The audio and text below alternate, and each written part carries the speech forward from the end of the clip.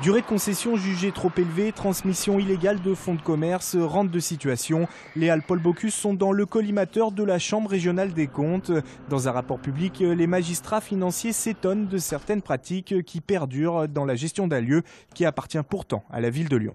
Les commerçants qui sont présents dans la Halle de Lyon bénéficient d'un investissement public, ce qui en soi n'est pas critiquable, mais cet avantage économique doit donner lieu à une recette, disons, équivalente pour la collectivité. La Chambre juge cet équilibre financier fragile. Par ailleurs, elle reproche aux commerçants de monnayer leurs fonds de commerce alors que légalement, ils n'en ont pas le droit.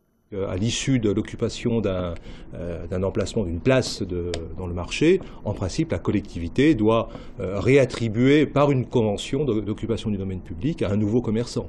Mais il ne peut pas y avoir de transaction qui se fasse sans passer par la commune. Faux, rétorque Claude Polidori qui représente les 55 commerçants des Halles. Pour lui, ce sont des parts de sociétés qui sont vendues ou cédées. Rien à voir avec une vente de fonds de commerce. Lorsque vous avez envie d'acheter des actions de chez Thomson, de chez Areva, vous allez sur un site boursier, vous achetez des actions. Et bien là, c'est la même manière.